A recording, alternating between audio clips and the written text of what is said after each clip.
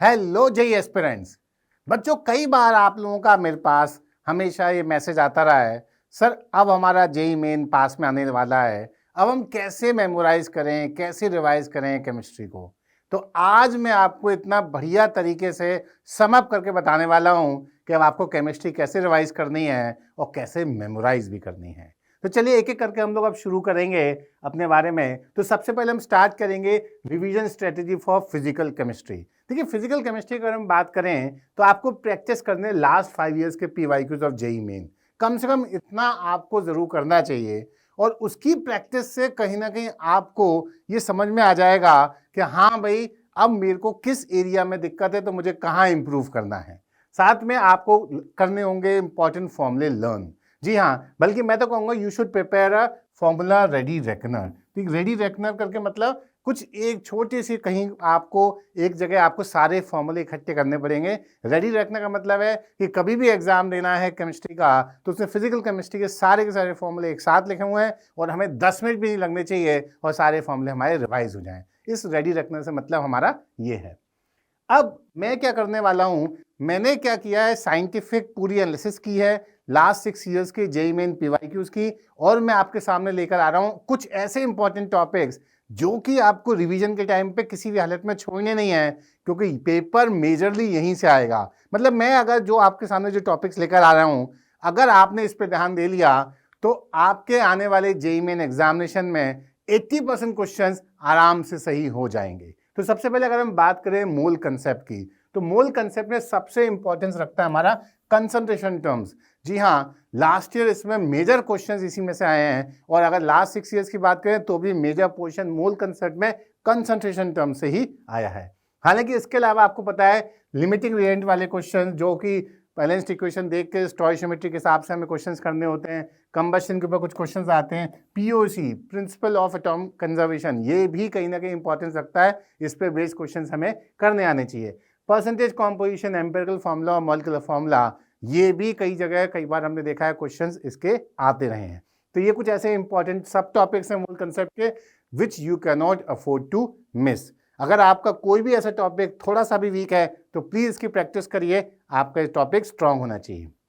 अब हम बात करें अगर एटॉमिक स्ट्रक्चर की, are you not surprise to see कि मैंने सबसे पहले क्वांटम नंबर्स लिखा है।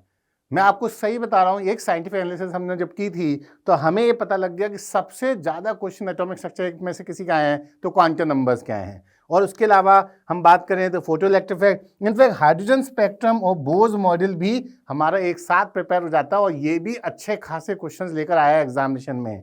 और अगर हम बात करें इसके अलावा डी ब्रॉगली हाइपोथेसिस और हाइजेनबर्ग अनसर्टेनिटी प्रिंसिपल, यहाँ से भी क्वेश्चंस ठीक ठाक हमारे आते रहे हैं।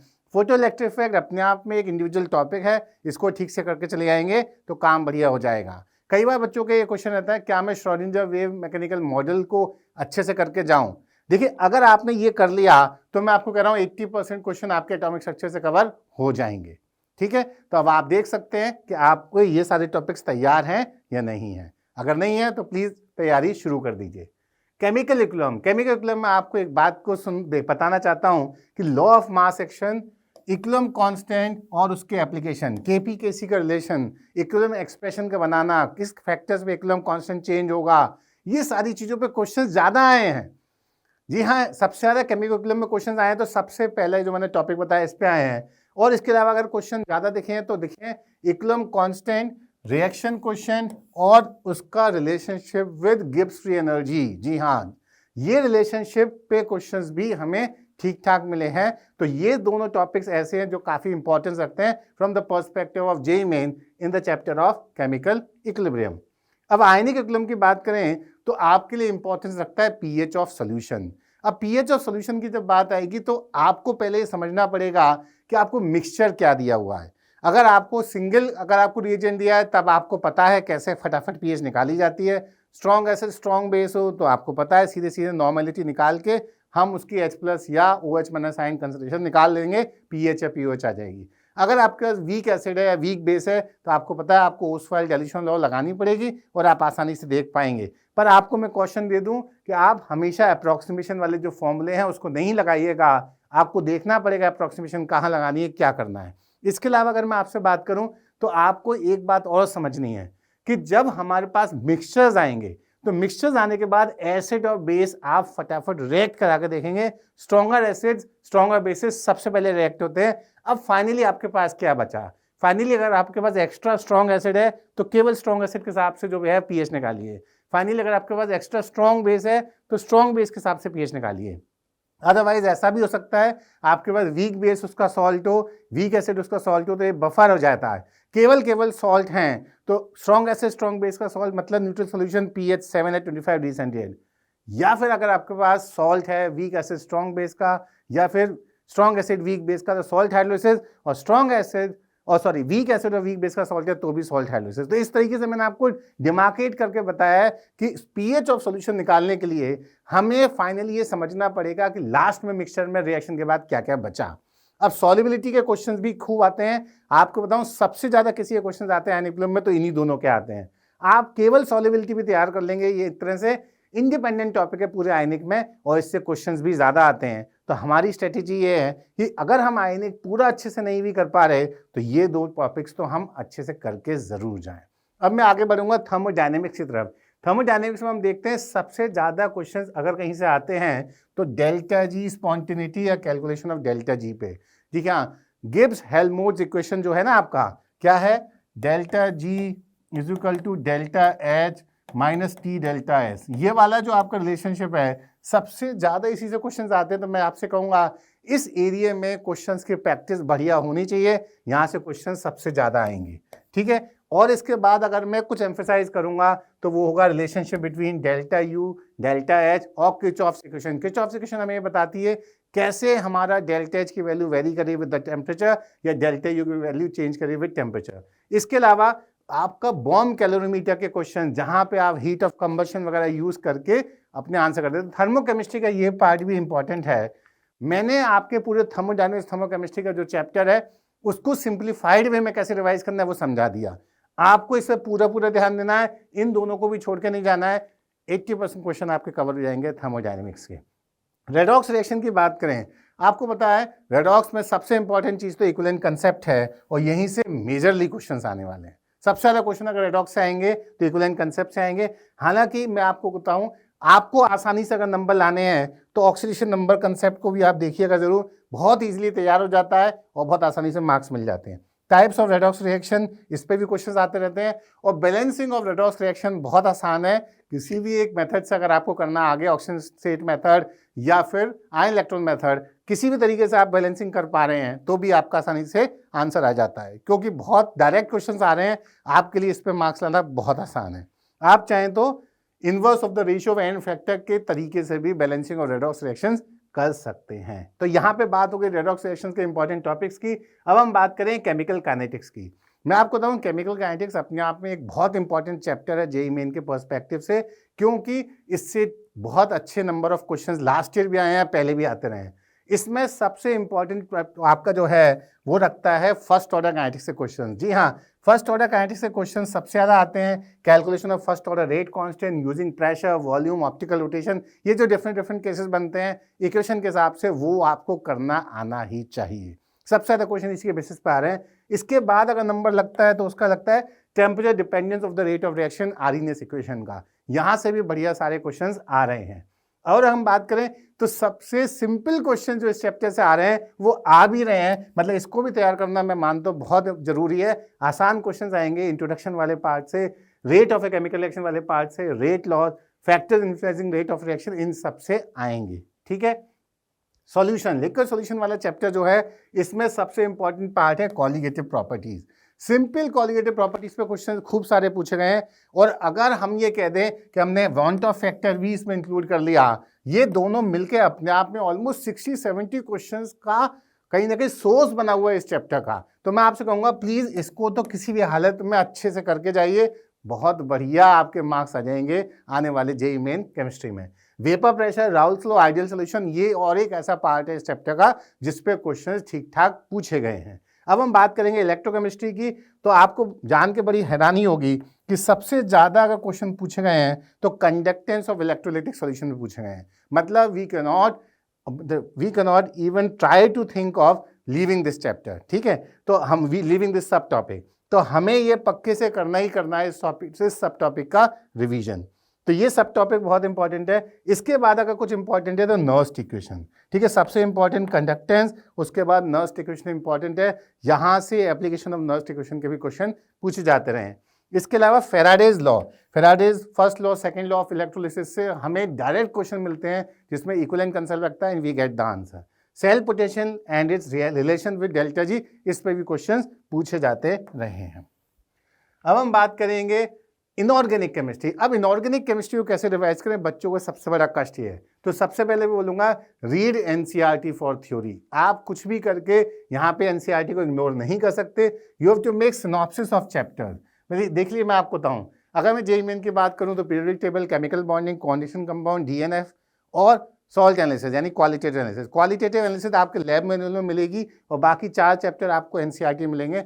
आपको यहाँ से कहीं ना कहीं फैक्चुअल इंफॉर्मेशन शॉर्ट नोट्स के फॉर्म में, सिनॉप्सिस के फॉर्म में क्रिएट करनी है। हर चैप्टर की, चारों चैप्टर्स की सिनॉप्सिस आपके पास तैयार होनी चाहिए। Revisit the synopsis every alternate day. जी हाँ, यही तरीका है मेमोराइज करने का, मैं आपको बता रहा हूँ। जिस बच्चे ने भी इनऑर्गेनिक अच्छे से किए, उसके क्वेश्चंस अच्छे से अटेम्प्ट किए एग्जामिनेशन में, तो उसने ये सिनॉप्सिस बनाई है और सिनॉप्सिस बना के और एवरी ऑल्टरनेट डे उसको रिविजिट किया है। उसको पता भी नहीं चला उसको सब कैसे याद हो गया। Practice last 5 years PYQs of JEE main. अगर आपने ऐसा कर लिया तो मैं आपको बता रहा हूँ inorganic will become one of your best friend. अब हम इनऑर्गेनिक में अगर हम सब टॉपिक्स की बात करें, इंपॉर्टेंट सब टॉपिक्स की बात करें, तो पीरियोडिक टेबल में हमारे सब टॉपिक सबसे ज़्यादा कौन से हैं? देखा जाए तो आयनाइज एनर्जी। आयनाइज एनर्जी से सबसे ज़्यादा क्वेश्चन पूछे गए हैं। First ionize energy and successive ionize energy of atoms and ions. इसके अलावा electronic configuration and identification of group, block and period, ये भी काफ़ी पूछा जा रहा है। तो सबसे ज़्यादा हमारा हाई प्रायोरिटी ये, फिर ये एटॉमिक रेडियस, कैंडाइड and lanthanide contraction, electron affinity, ये भी अच्छा खासा इंपॉर्टेंस रखता है। आप इन टॉपिक्स को अफोर्ड नहीं कर सकते मिस करने का। केमिकल बॉन्डिंग, ये तो आपको पता है पूरी इनऑर्गेनिक केमिस्ट्री का one of the most important topic है। हम इसके अंदर अगर बात करें तो इंट्रोडक्शन ऑफ VAC-PR थ्योरी, जी हाँ, इस पे बहुत क्वेश्चंस हैं, और मॉलिक्यूलर ऑर्बिटल थ्योरी, इस पे बहुत क्वेश्चंस हैं। तो ये दोनों आपके टॉपिक्स, सब टॉपिक्स ऐसे हैं जिस पे आपको अच्छी प्रैक्टिस करनी है। इस पे ही क्वेश्चंस आने वाले हैं आपके जेईई मेन एग्जामिनेशन में। इसके बाद Bent's rule, Drago's rule, odd electron molecule या covalent bond and properties of VBT, introduction of hybridization. In fact मैं एक और चीज जोड़ दूंगा यहाँ पे, डायपोल मोमेंट। इन सारे टॉपिक्स पे हमेशा क्वेश्चंस पूछे आते रहे हैं। तो ये सारे वो इंपॉर्टेंट टॉपिक्स हैं जो आपको रिवाइज अच्छे से करने हैं, क्योंकि यहीं से आपके मार्क्स ज़्यादा आपके आएंगे एग्जामिनेशन में। अब नेक्स्ट टॉपिक की बात करूँ, नेक्स्ट चैप्टर की बात करूँ तो वो है कोऑर्डिनेशन केमिस्ट्री। कोऑर्डिनेशन केमिस्ट्री की बात करूँ तो सबसे ज़्यादा इंपॉर्टेंट है CFT फॉर ऑक्टाहेड्रल कॉम्प्लेक्सेस। जी हाँ, ऑक्टाहेड्रल के लिए, कॉम्प्लेक्सेस के लिए CFT कहो या फिर VBT भी लगा सकते हैं यहाँ पे, कुछ भी। ऑक्टाहेड्रल कॉम्प्लेक्सेस से रिलेटेड क्वेश्चन सबसे ज़्यादा पूछे गए हैं। मतलब पूरी कोऑर्डिनेशन कंपाउंड में अगर मैं बोलूं कि 35-40% क्वेश्चन यहीं से आए हैं, तो आपको शायद समझ आ गया होगा कितना इंपॉर्टेंट है। इसके अलावा इंपॉर्टेंस है स्टीरियो आइसोमेरिज्म और फैक्टर्स अफेक्टिंग CFSE। और मैं आपको छोटी सी बात बताऊं, जो इंट्रोडक्शन है कोऑर्डिनेशन कंपाउंड्स का, जहाँ types of complexes, types of ligands पे क्वेश्चन बनते हैं, वो तो बहुत ईजी टू स्कोर है। मैं कहूँगा आप प्लीज़ उसको किसी भी हालत में छोड़ के मत जाइएगा। ये लास्ट माइंड पे रिवीजन करना बहुत इंपॉर्टेंट है। द DNF ब्लॉक एलिमेंट्स की हम बात करें तो इसमें सबसे ज़्यादा लुक्रेटिव है D ब्लॉक एलिमेंट्स। और कहीं आपने ट्रांजिशन एलिमेंट्स की भी यहाँ बात कर ली तो ये टोटल छोटा सा चैप्टर है, क्वेश्चंस बहुत ज़्यादा आ रहे हैं इसके। ये ऑलमोस्ट 70-80% क्वेश्चन यहीं से ही आपको मिल जाएंगे। F ब्लॉक से उतने क्वेश्चन नहीं आ रहे, फिर भी मैं कहूँगा अगर आप रिवाइज कर लेंगे, छोटा सा F ब्लॉक है तो फ़ायदा हो ही जाएगा। कंप्लीट P ब्लॉक की जो बात हुई है, आपने देखा जेईई मेन ने P ब्लॉक एलिमेंट्स का जो पूरा ब्लॉक है उसके सिलेबस को काफ़ी हद तक रिड्यूस कर दिया। वो केवल जनरल प्रॉपर्टीज ऑफ ब्लॉक की बात करें तो basic properties of all groups आपको पता होनी चाहिए। डायरेक्टली क्वेश्चंस वहीं से आ रहे हैं। ऑक्सी एसिड्स हैं, आपको पता है, फॉस्फोरस का ऑक्सी एसिड, सल्फर का ऑक्सी एसिड, इनफैक्ट कोई भी ऑक्सी एसिड्स की बात हो वहाँ पे ये इंपॉर्टेंस रखता है। और छोटी सी बात, preparation and properties of phosphorus compound जैसे PCl3, PCl5 and preparation and properties and uses of sulphur compound, ये हमारा इंपॉर्टेंट एरिया है P ब्लॉक एलिमेंट्स में। अब हम बात करेंगे revision strategy for organic chemistry. Organic chemistry की हम बात करें तो सबसे पहले हमें बेसिक ऑर्गेनिक केमिस्ट्री तैयार करनी होगी, क्योंकि इसके बिना बाकी ऑर्गेनिक केमिस्ट्री हम नहीं चला पाएंगे। IUPAC नॉमेनक्लेचर पे क्वेश्चंस आ रहे हैं, ज़्यादा आ रहे हैं, बहुत सिंपल क्वेश्चंस आ रहे हैं। Please do not leave this topic. इसके अलावा general organic chemistry, optical isomerism, ये सारा क्या है, ये सारा कुछ हमारा बेसिक पार्ट है ऑर्गेनिक का, इसको हमें रिवाइज अच्छे से करना है। इसके बाद अगर हम ऑर्गेनिक को डील करना चाहते हैं तो 3 डिफरेंट हिस्सों में ही डील करेंगे, रिएक्शन मैकेनिज्म, इंपॉर्टेंट रिएजेंट्स और इंपॉर्टेंट नेम रिएक्शंस। अगर हमने इन तीनों के तरीके से समझना शुरू कर दिया ऑर्गेनिक केमिस्ट्री को, तो हमारी ऑर्गेनिक केमिस्ट्री आसान हो जाएगी, काफ़ी सिंप्लीफाई हो जाएगी। मतलब हम चाह रहे हैं पूरी ऑर्गेनिक केमिस्ट्री को बहुत छोटे से नट शेल में समझें, जैसे कहते हैं ना, गागर में सागर को भर लिया। जी हाँ, हमें पूरी ऑर्गेनिक केमिस्ट्री को इस नज़रिए से अगर देखेंगे तो बहुत छोटी है, बहुत आसान दिखाई देगी, क्योंकि ऑर्गेनिक केमिस्ट्री इंटर रिलेटेड है। आप ये नहीं कह सकते कि ये पढ़ लेंगे तो सारा काम हो जाएगा, वो नहीं पढ़ेंगे, पर इंटर रिलेटेड होने के चक्कर में ये बहुत आसान भी है। कहीं प्रिपरेशन में कोई रिएक्शन यूज हो रहा है तो कहीं दूसरी जगह प्रॉपर्टीज में वो रिएक्शन यूज हो जाता है। ठीक है, इसके अलावा कुछ और पार्ट जो इंपॉर्टेंट आता है ऑर्गेनिक केमिस्ट्री में, वो है फिजिकल प्रॉपर्टीज, यूजेस और चैप्टर स्पेसिफिक रिएक्शन जो हमें तैयार करनी है फ्रॉम NCERT। जी हाँ, ये भी एक इंपॉर्टेंट एस्पेक्ट है ऑर्गेनिक केमिस्ट्री का, जिसको हम डायरेक्टली ध्यान नहीं दे रहे हैं और इस पर बेस्ड क्वेश्चंस खूब आ रहे हैं। तो ये जनरल रिवीजन स्ट्रेटेजी है हमारी ऑर्गेनिक केमिस्ट्री की। अगर आपको चैप्टर वाइज भी इसके इंपॉर्टेंट टॉपिक्स देखने हैं तो हम अभी देखते जाएंगे, पर एक बात ध्यान रखना, आपको एक सिनॉप्सिस बनानी है चैप्टर्स की, जिसमें physical property, uses, chapter specific reactions भी आने चाहिए। तो आपको ये एक बार में तैयार करना है, फिर 1 गो में एक एक करके आपको ये वाला एस्पेक्ट देखना है, और इसके बेसिस पे आपको चैप्टर सिनॉप्सिस बनानी है, जिसको आप रिविजिट करेंगे every alternate day. Revisit the synopsis every alternate day. और इंपॉर्टेंट टॉपिक्स की, सब टॉपिक्स की बात करें, IUPAC में तो कोई अलग से कोई सब टॉपिक नहीं बोलूंगा, यहाँ पे IUPAC नॉमेनक्लेचर और कॉमन नेम्स पे आप ध्यान देंगे। जनरल ऑर्गेनिक केमिस्ट्री में सबसे इंपॉर्टेंट जो रखता है वो रखता है application of electronic displacement effect. जी हाँ, उसके एप्लीकेशन से ही आप बताते हैं, स्टेबिलिटी ऑफ इंटरमीडिएट्स और एसिडिक कैरेक्टर वगैरह भी पूछा जाता है। ये दोनों टॉपिक सबसे ज़्यादा इंपॉर्टेंस रखते हैं from perspective of number of questions you can see in JEE main examination.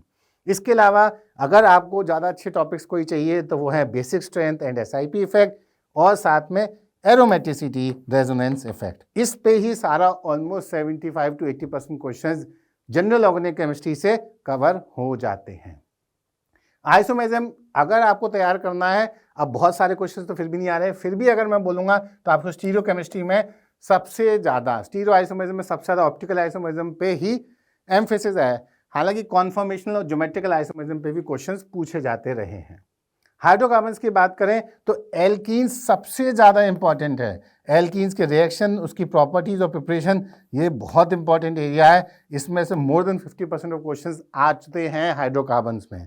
Reactions of alkenes भी अगर आपने याद कर लिया तो आप ये मान के चलिए हाइड्रोकार्बन्स ऑलमोस्ट कवर हो गया आपका। सॉल्ट एनालिसिस की बात करें, अच्छा ये सॉल्ट एनालिसिस वाला टॉपिक हमारा वहाँ से शायद मिस हो गया था, चलिए ये हमारा इनऑर्गेनिक का टॉपिक है, फिर मैं बता देता हूँ। वेट टेस्ट, इसमें halogen, nitrate, borate, oxalate, sulphate, phosphate और टेस्ट ऑफ बेसिक रेडिकल्स, ये हमारा इंपॉर्टेंट एस्पेक्ट है सॉल्ट एनालिसिस का। और आपको बता दूं, अब वापस से सॉल्ट एनालिसिस पे क्वेश्चन ज़्यादा आने लगे हैं फ्रॉम 2024। एरोमेटिक हाइड्रोकार्बन्स की अगर हम बात करें तो बेंजीन की प्रिपरेशन एंड प्रॉपर्टीज़, ये हमारे लिए इंपॉर्टेंट है, और हम देख रहे हैं इस पे से क्वेश्चंस काफ़ी आने लगे हैं। हालांकि एक और जहाँ पे पार्ट है जिस पे मैं बोलूँगा कि ज़्यादा क्वेश्चंस आ रहे हैं, वो है chemical reactions of aniline, diazonium salt and इस कपलिंग रिएक्शन। तो ये 2 टॉपिक्स ऐसे हैं जिस पे आपको ज़्यादा एम्फेसिस करके चलना है। साथ में जिस टॉपिक की हम लोग बात कर रहे हैं वो है phenol, preparation and physical properties of phenol, chemical reactions of phenol, Kolbe Schmidt and Reimer Tiemann reaction. जी हाँ, कोलब्रे श्मिट और रीमर टैमन रिएक्शंस पे भी क्वेश्चंस पूछे जाते रहते हैं। और test of phenol, test of phenol में ये तो ऐसे पूछा जाता है जैसे हर क्वेश्चन के संग लगा दिया जाता है, जैसे FeCl3 test, Liebermann nitroso test, reaction with phenolphthalein, ये सारे क्वेश्चंस ऐसे कंसेप्ट्स हैं जो कि आपको पूछे जाते हैं। और ये तो बहुत इंपॉर्टेंट चैप्टर है, प्लीज़ इसको बिल्कुल भी मत सोचिएगा मिस करने का, इसको ज़्यादा रिवाइज करना ही करना है। एरोमेटिक हाइड्रोकार्बन केमिस्ट्री का ऐसा चैप्टर है जिसमें सबसे ज़्यादा क्वेश्चंस आए हैं इन द लास्ट 6 years। ठीक है, most important chapter in chemistry.